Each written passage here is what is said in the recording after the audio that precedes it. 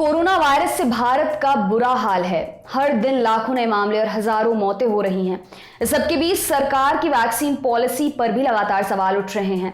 कई रिपोर्ट्स बताती हैं कि देश में वैक्सीन की कमी हो गई है। कई राज्यों ने भी इसकी शिकायत की है। यह भी कहा जा रहा है कि भारत की इतनी बड़ी आबादी को सिर्फ 2 कंपनियां कैसे वैक्सीन देने में सक्षम हो सकती हैं। इस सबके साथ ही वैक्सीन मैत्री पर भी लगातार सवाल उठाए जा रहे हैं। विपक्षी दलों ने सरकार को इस मामले पर घेरने की कोशिश भी की है। कहा है कि जब भारत की खुद की जरूरत पूरी नहीं हो पा रही है तो ऐसे में दूसरे देशों को वैक्सीन बांटने और बेचने का क्या तुक है। आइए सबसे पहले वैक्सीन मैत्री के बारे में जान लेते हैं। वैक्सीन मैत्री के तहत भारत दुनिया भर के देशों को कोरोना वैक्सीन की सहायता दे रहा है। विदेश मंत्रालय के मुताबिक 12 मई तक करीब 6.63 करोड़ खुराक बांटी जा चुकी हैं। 6.63 करोड़ वैक्सीन के डोज में से 1.07 करोड़ मदद के तौर पर दी गई हैं। 1.98 करोड़ वैक्सीन कोवैक्स प्रोग्राम के तहत दी गई हैं। इसे भी मदद के तौर पर देखा जा सकता है। बची 3.57 करोड़ वैक्सीन भारत ने बेची हैं। भारत में कोरोना से हालात बिगड़ने के बाद अप्रैल में वैक्सीन के निर्यात पर रोक लगा दी गई थी।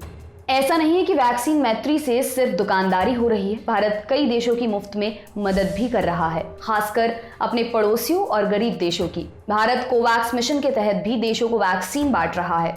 यही है भारत की वैक्सीन डिप्लोमेसी, जिसका ऑफिशियल नाम है वैक्सीन मैत्री।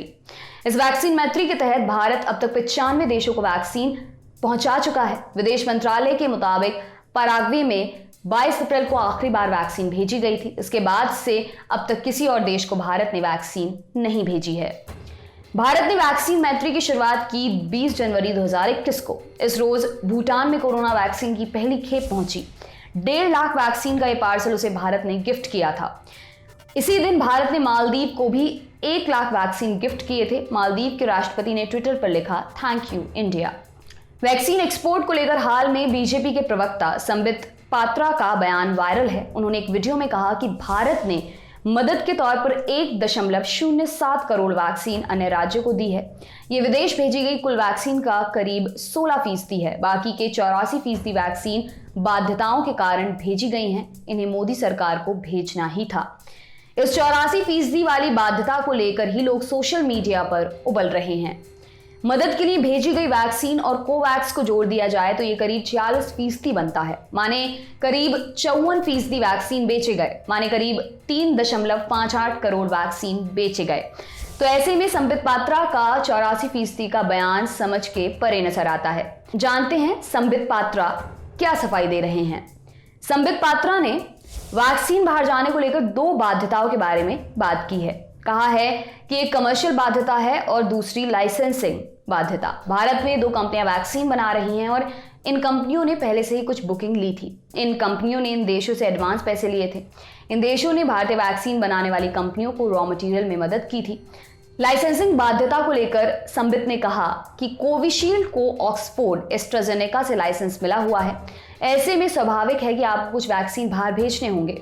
भारत भी कोवैक्स प्रोग्राम में शामिल है। संबित ने बताया कि भारत ने कोवैक्स के तहत अपने 30% वैक्सीन बाहर भेजे, लेकिन 19 जनवरी 2021 को भारतीय विदेश मंत्रालय ने प्रेस रिलीज कर बताया कि भारत में कई चरणों में हो रहे टीकाकरण को ध्यान में रखते हुए भारत अपने सहयोगी देशों के साथ कोविड वैक्सीन को भेजना जारी रखेगा। इस बात को सुनिश्चित किया जाएगा कि डोमेस्टिक मैन्युफैक्चरर को वैक्सीन बाहर भेजने से पहले भारत की जरूरत पूरा करने के लिए पर्याप्त स्टॉक रखना होगा। वैक्सीन मैत्री को लेकर भी कई सवाल हैं। वैक्सीन को लेकर भी सरकार का अपना दावा है और विपक्षी दलों का अपना दावा। सोशल मीडिया पर कई लोग कह रहे हैं कि जब इतना वक्त मिला था वैक्सीन बनाने का तो सरकार क्यों नहीं बनवा पाई। कुछ लोगों ने लिखा कि नेपाल, बांग्लादेश, श्रीलंका, भूटान सहित और भी मित्र राष्ट्र को वैक्सीन भेजने में कोई दिक्कत नहीं है, लेकिन भारत को पहले खुद का ध्यान रखना चाहिए। अब कोवैक्स के बारे में थोड़ा जानते हैं।